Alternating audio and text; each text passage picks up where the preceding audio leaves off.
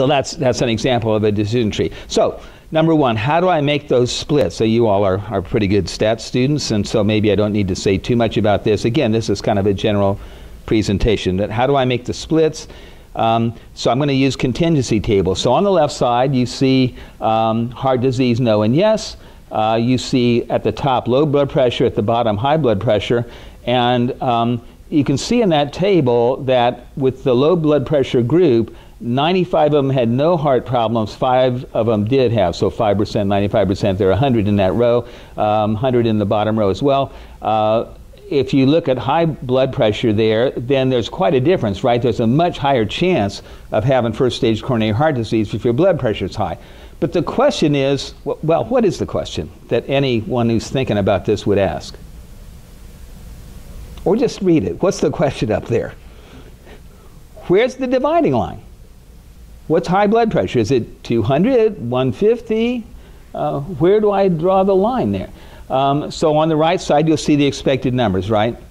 Is everybody okay with expected and unexpected numbers? Okay, so you got the expected numbers there that you would have if what? If there's no relationship between blood pressure and heart disease. So you simply put those together. You take the Pearson chi-square statistic, observed minus expected squared over expected, you add that up, and you compare to some chi-square tables. And of course, since you're stat majors, you know that number, 42.67, under the null hypothesis that there's no effect, that thing has what? A chi-square 1 degree of freedom, right? The square of a standard normal. And so, so you know, somewhere around 4 might be the 5% critical value, and we're going to compare to some chi-square tables. Well, what do you think the p-value is going to look like on something like that? It's way on the tail, isn't it? And so it's going to be 0.0000000 something. Well, I mean, why do we do that anyway? That, you know, you see all those zeros and all that stuff, and somebody off the street, you know, that's kind of hard to read. Have you ever been to a country where they use lira? I mean, they're like, you know, a couple million lira. It turns out to be just a few cents. But still, I mean, it's confusing. You're going down the street and you see the price of gas, and you know, it's a shock, and you can't really figure out. Anyway, do you talk to average people, any? Do you ever talk to people that are just sort of regular people? I do sometimes. I try not to, but sometimes I talk to this regular people, you know. And sometimes I have to explain what we do. So here we go. This is how I explain hypothesis testing. I sign up for, some of you guys have heard this before. I sign up for freshman English class in my younger days, right? And there's a nice looking woman sitting next to me, and I think to myself, she probably thinks I'm an okay guy. I'm a statistics major and everything, right? So I have a hypothesis, okay? I call her up on the phone that night and I say, you know, I was sitting next to you in class, maybe go out for a cup of coffee or something. She says, I wouldn't go out with you if you were the last living person on earth. So now I got my data, right? So I got to do a quick calculation. What's the probability of getting data like that under my hypothesis? And I think I would reject my hypothesis. I think I got rejected, right? So that's what we do. And I'm going to ask another question. How many of you have been impaneled on a jury? No one's been impaneled? Well, let me tell you how it goes. You get a call. They tell you got to come downtown. I got impaneled on one several years ago. And I thought, oh man, I'm busy. I don't want to go to this thing. It's a waste of my time. Okay, I've got to go. It's the law. I've got to go. And I was kind of glad, because guess what happened? When I got there, the prosecutor, it was a drug case where this undercover guy had sold some drugs to somebody. So anyway, the prosecuting attorney looked at each of us and said, do you know the difference between beyond the shadow of a doubt and beyond reasonable doubt? I didn't want to get in trouble, okay? So, but I was thinking, yeah, I know what it is. It's 0.05, because that's what we do, right? We have a null hypothesis of innocence in a court trial. We have an alternative of guilt, right? And we have this idea of beyond reasonable doubt. Well, in statistics, we quantify all this stuff, right? And so we've decided that beyond reasonable doubt is 0.05. Well, on the chi-square table you see here, the p-value is, what is that p-value? How many zeros? You can see what it is. It's a really small number, right? So there's very strong evidence that there's an association between blood pressure and heart disease. But what they typically do, because these methods are devised for very large data sets, and you make that chi-square table up and the p-value is always real small, they compute something called the log worth. Now, what do we like here in the US, by golly? Do we like big things? Well, we like little things.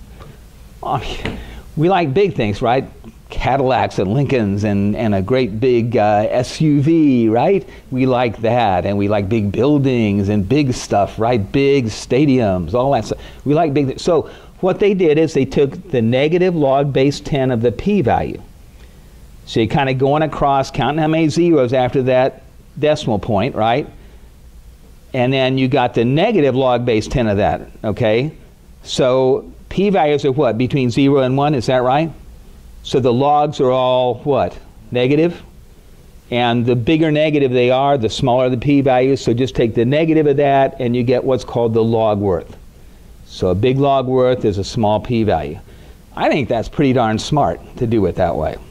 All right, and it's a good name, right? Log worth. Oh, the worth of the split. Okay, I'm trying to find the worth of that split, and I want to what? Maximize the worth of the split. I want to minimize the p-value. So here's an example. Has everybody seen that movie Titanic, or you know the story of the Titanic? The movie's a true story. This guy that was the captain of this boat was trying to make a speed record across the Atlantic, and so he was being a little bit careless, and they thought the Titanic couldn't be sunk anyway, so he wasn't too worried. They got into a field of icebergs, right? And they hit one, and it tore a hole in the Titanic, and after some period of time where everybody was trying to figure out what to do, they sunk. And because they thought the Titanic would not ever sink, they didn't put enough lifeboats on. So, and there were some very, very wealthy, high socialites that were in the first class cabs. You remember the movie, right? And then there was a second class and third class, and then there's the crew. So this is the results of the Titanic disaster. You can find these data online. So you have alive and dead for the crew, the third class passengers, second and first class passengers.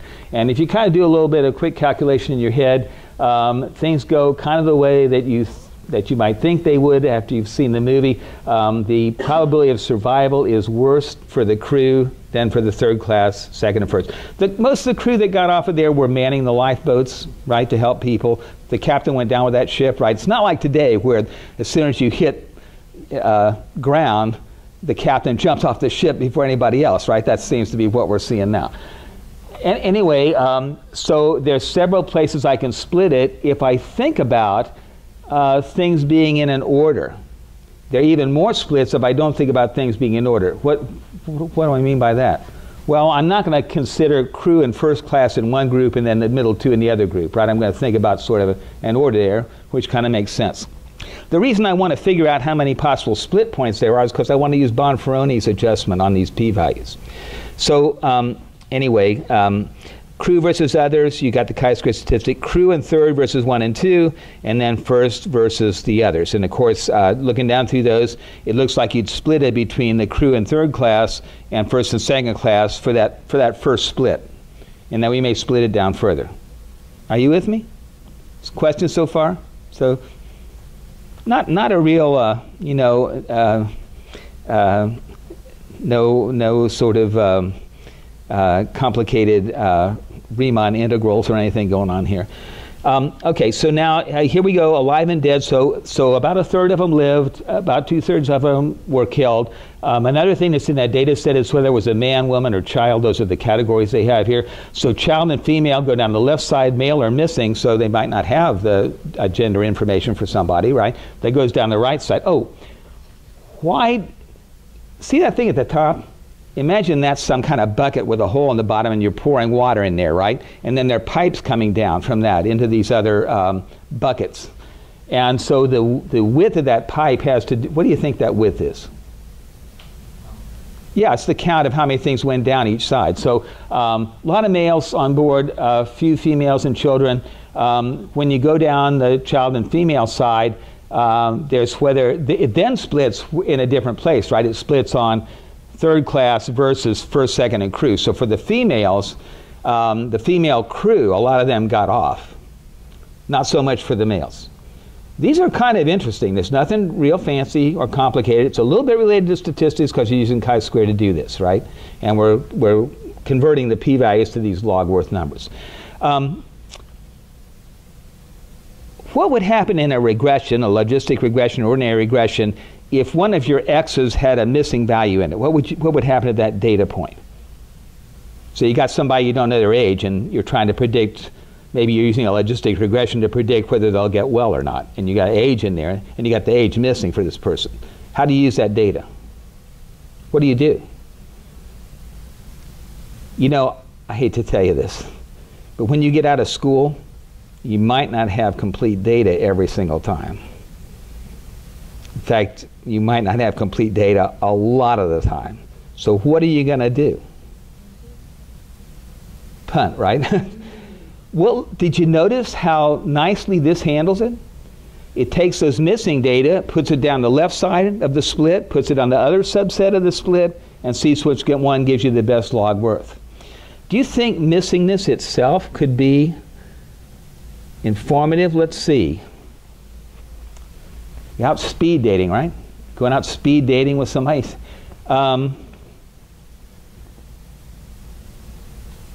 Have you ever been married before? I'm not telling you. Well, have you ever been arrested for drug use? I'm not telling you. Do you have kids already? I'm not telling you. Oh, I see you took flying lessons. Did you learn how to land? I'm not telling you. Missing values. Could be the most important data in your whole data set, couldn't it? And look how nicely this handles it. Do you follow me?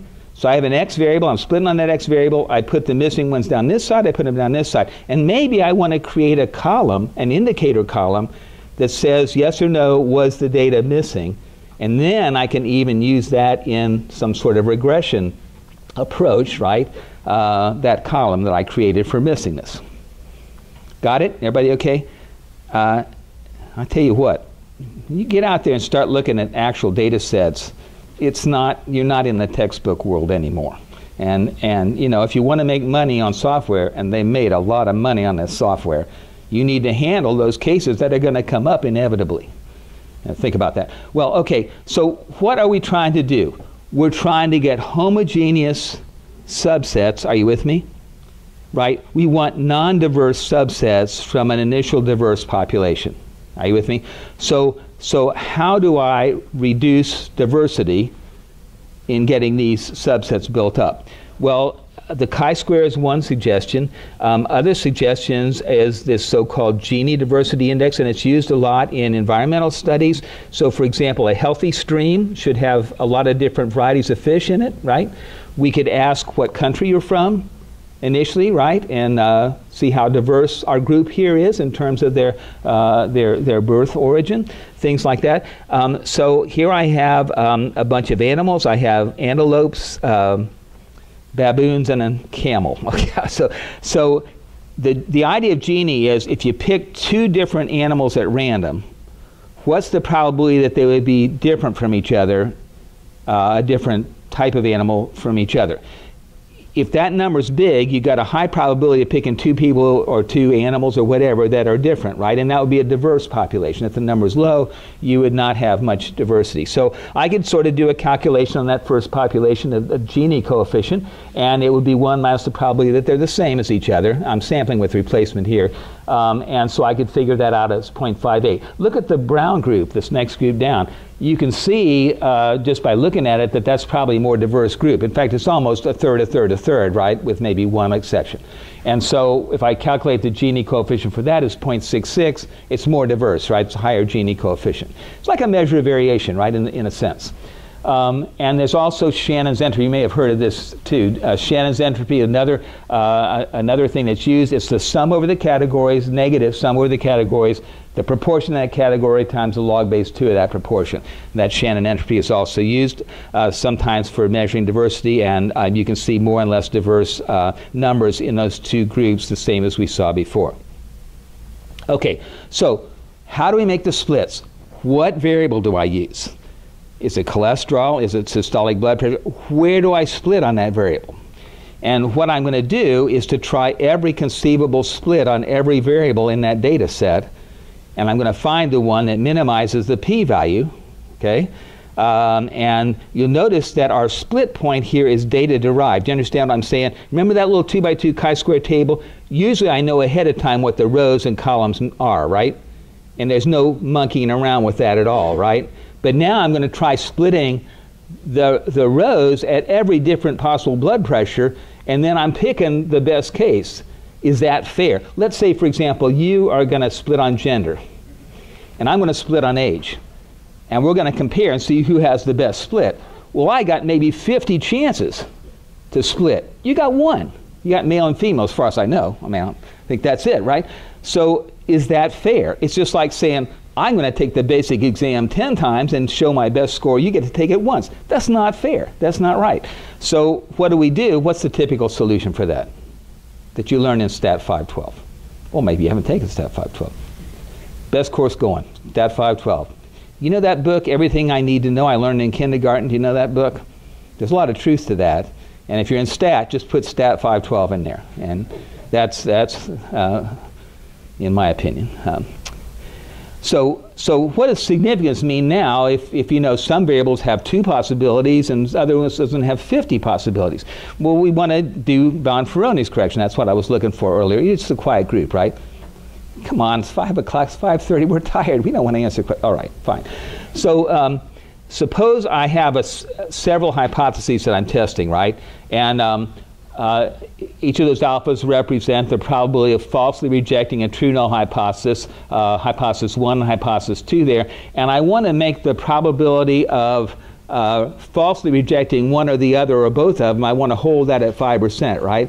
So one way to, and that probability is the total area that's enclosed by those circles. So one way to do that would be to say, well, I'm going to use alpha equals 0.025 instead of 0.05 for each hypothesis, or the same thing, multiply each p-value by 2 or however many tests I have, and look at that number.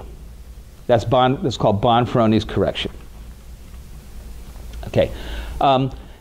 So we're going to apply that Bonferroni correction to sort of level the play. It's more than leveling the playing field. It's actually kind of tipping it the other way if you think about it, because what Bonferroni does is he says, okay, got these 2 circles. Let's guard against what? The worst possible case, where all the circles are separate from each other.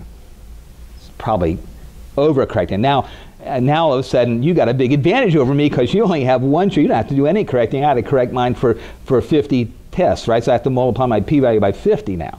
And so that definitely might reverse our decision on what to split on. We're just going with all 50? Yeah, but I mean, maybe you got a dissertation topic there, right? I mean, it could get out of hand, right? And it's a way. Bonferroni is a way over correction, but if you try to apply, say, something like Tukey or something like that, you're going to get entangled in a big morass real quick trying to do something. This is simple, right? And so. Yeah, and you can also turn it off. All of these things are options in SAS Enterprise Minor. You can turn them off and on. Okay, so the idea here is we're talking about fairly large data sets. So what we can usually do is afford to hold out a subsample of the data. So we'll have a holdout sample, and one variation on that is to divide the data set into n equal parts and hold out one of those parts, fit the data on the other, n-1 parts, predict that part, and then let each subset take a turn at being the validation data set. So we're going to judge the model. Think about this for just a second. If you judge a model by using the same data you used to build the model, that's kind of too optimistic, isn't it? I mean, you build a model, you get the error mean square, you say, okay, that's the standard deviation I'm going to get if I use this to predict in the future. What we want to do is predict the future, right? No one cares about that data that you analyzed, right? Except for what it tells you about science, except for what it tells you about new cases and how to treat them and what's going on in the world. That's what people care about. That set of data, you know, these might be experimental animals that are dead now, right? And so no one cares about that particular data set. What they care about is inference, what you can tell. And so this is a more reasonable way to do that. Instead of you know, somebody said you shouldn't judge a model on the data they gave at birth. So you can imagine you're coaching soccer, right? And should this kid start or not? Let me see, I'll ask his mom. Well, you know, don't make the decision based on the data set that gave the model birth. Use a withheld data set like you're going to be doing. Let it look at some future data and see what happens. Okay, so that's fine. I haven't used these holdout data sets on the examples that I showed you, Titanic and Framingham. All right, so people have studied this for a while, so what's the best way to build these trees? There are a lot of things you can control, and so Leo Bryman was one of the people that did a lot of work on this with real data sets and kind of giving some practical advice on what to do. So his suggestion was, well, build out for the trees, for the decision trees, build out a fairly complex tree, okay? And then look at the validation data set, and what you're probably going to find is that the first few splits are important and helpful on the validation data set, and then you get down to some of those bottom splits, they're not going to be helpful on that new data set. They're just measuring specifics of the sample you took to train the oh yeah. These guys, these data mining guys, have it all over us in terminology. Instead of model fitting, they say we're training the model, right? So you got the training data set. Okay, so Bryman said, well, build out a pretty rich model and then look at the validation data set and prune off the parts that maybe you're not, you got to pay attention. You snooze, you lose. I'll show you that one more time. So there he is, our buddy Darth Vader. And so, so Vader and Bryman both suggested pruning. It's a tree after all, right? You're going to prune. I don't make this stuff up. I'm just telling you, okay? So that's the idea. So how are we going to split? Are we going to do this pruning? So the idea is to split, typically using that chi-square criterion, and trying to split whenever the diversity in the parent node is enough bigger than the sum diversities in the child nodes. Either measured by your chi-square, right, or measured by the Gini criterion or Shannon's entropy or something like that. And then you want to prune to optimize estimates, decisions, and ranking. And you may say, well, why are you distinguishing the ways that you would prune that decision tree? So let me give you an example. Suppose I'm at a node here, and I have a 45% response rate there, right? And if I'm just making a decision, are the people in that node going to respond or not? And I had nothing else to go on, just use 50%. Is it more likely that they'll respond or not respond? It's more likely that they'll not respond, right? So then I split that node, and down here underneath that node I have a subnode that has 48% in it, and then a smaller subset of this that has, I don't know, maybe a 28% response rate. Well, those are kind of different from each other, right? And so if I'm trying to estimate probabilities, that might be a very worthwhile split, right? But if I'm making decisions, you see what's going on? What if I'm making decisions? I'm going to decide what? Not going to respond, not going to respond, not. Why would I divide this up if I'm going to make the same decision on both parts? But if I'm going to estimate, yeah, that may make a difference. Another thing you might want to do is rank. For the last several years, I've been involved in this Institute for Advanced Analytics over in Centennial, and we have X number of seats. I think we're up to 110 now seats over there. And we have they have tons of applications. We're taking about 1 person in 10 over there. So what we want to do is to rank these people from the most likely to succeed and make us look good down to the worst, right? And we're counting on you in the department to make us look good. You're the reason. You're the reason our department has such a good reputation, because you go out and you know what to do. It's not true in every department. Anyway, ranking is a different criterion. And so depending on whether you want to do estimates, ranking, or decisions, you may prune this tree in a different way. So for decisions, what I'd like to do is to minimize the number of incorrect decisions that I make. That makes sense, right? For estimates, I might use something like the error mean square, right? Get accurate estimates, we use error mean square typically. And then for ranking, we're going to use what's called the concordance statistic. Let me ask you a question. How many of you know what this concordance is already? Okay, great. I'll teach you something new, which I may not have done so far. Here I have, you can see I have 5 observations, and then I have a model. Are you with me? I have a model. the model said that there was a 0.2 chance that observation 1 was, let's say, going to be an event or a non-event. Let's say event and non-event, right? Like an event might be someone buying a yacht from you or something like that, or a non-event they didn't buy it. An event might be getting well, and non-event they didn't get well, right? Something like that. Okay, so observation 1 according to the model, had a 20% probability of being an event, and it was a non-event. All right? Observations 2 and 3 both had a probability 0.3 based on the model of being an event. One of them was an event and one was a non-event. Okay?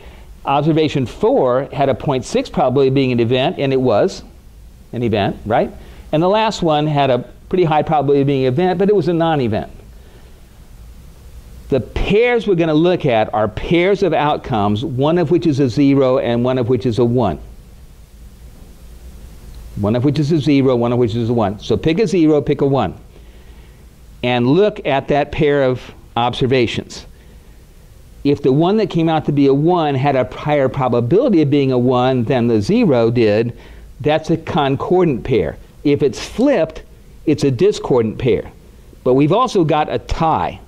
There's a 1-0 pair in there that had the same probability. One of them came out to be a 1, one came out to be a 0, that's a tie. So the so-called, so we can count things up. So the concordant pairs are observation 1 and 3, right? A 0 and a 1 outcome. Observation 1 and 4, a 0 and a 1 outcome. A 2 and 4, a 0 and a 1 outcome. Are you with me? 3 of those. 2 discordant pairs and 1 tie. So out of the 6 possible pairs that you can get, picking a 0 and picking a 1, we have a tie, we have 2 discordant pairs, we have 3 concordant pairs. The C statistic, by definition, is the proportion of concordant pairs plus half the proportion of ties. So you got to split the ties between concordant and discordant. So that's called the C statistic in concordant statistics. Now, after the word gets out about this presentation I'm doing, it's pretty likely I'm going to lose my job. So here I am out on Hillsborough Street begging for money, all right? And I see some people walking toward me. It's kind of cold. Everybody's got a jacket on and all that stuff, and I can't really tell sometimes whether it's a man or a woman coming toward me. So, but I have to say, pardon me, sir or ma'am, can you spare some change? Now, even though I don't have a job and I've lost almost all my money in my house and everything, I still got my trusty computer with me, and it's got Enterprise Miner on it. So I'm going to do some kind of decision tree and figure out what I should say to those people based on their characteristics. Oh, by the way, the X variables that we have, we call them what? Independent variables? Predictors? They're called features in data mining. I'll look at the features. Okay, so, and there are consequences to this. Think about this for just a second. Let's do a more serious case. Suppose you're a doctor. You could possibly tell someone who has a disease that they don't have it. And you could possibly tell someone who doesn't have a disease that they do have it. And it seems to me that the consequences are not the same for those two choices. And I don't think they're plus and minus the same number either. I think they're much heavier consequences. If someone comes in and has a disease, you tell them they don't, and a simple biopsy would have shown, and then there's a cure. But they didn't do it, now it's too late, right? So we should take costs and benefits into account. So here we go. Oh, sorry about that on the recording. So here we go. If I say sir to a male, they give me $2 on average. If I say ma'am to a female, they're a little more generous. They give me $5, kind of pathetic looking, right? And if I say sir to a female, it costs me $1, balm for flat face, right? And if I say ma'am to a male, it costs me $10 for a nose splint, okay? So the costs are different. Right now I look at my decision tree that I built up using Enterprise Miner, and I look at one of the leaves on that tree, and I'll show you what I get in just a second as soon as I get this thing taped back on here. It may take me a second. I might, okay, all right. So, so now, think about this for just a second. I go down through this tree and I'm at a terminal node, I'm at a leaf. How do I distinguish the people in that leaf? Are you following this? I split all the way down. If I could distinguish the people in that leaf from each other, I would have done what? I would have split it. If I have a way of deciding between male and female that's in my data set, I would use it, I would split. I can't tell the difference between the people in this node. That's something that's hard to wrap your head around. I cannot tell the difference between the people in these nodes. So I have to make a decision for everybody in that node of what I'm going to say. I could say sir, I could say ma'am. Let's look at the costs. I got to do the same thing for everybody. In this node, 70% of the people are male and 30% are female. So if I decide to say sir, then I'm in the left-hand column. 70% of the time I'm going to get $2. 30% of the time I'm going to lose $1. And so on average, I'm going to get $1.10 every time. Are you with me? If I say ma'am, I'm going to lose $10 70% of the time, because in that node, 70% of the people are male. And I'm going to gain $5 on average 30% of the time. So on average, I'm going to lose $5.50 every time. Now, one of those is positive, so I will solicit the people in that node, but I'll always say what? Sir. Taking into account cost. And I've also got to take into account, if I did what we did in that first example, any bias I have, as you pointed out, in the sample collection. You got to take that into account too. So those proportions should be the ones that are really there, not the ones in my sample, but the real proportions that I would have to take into account. Okay.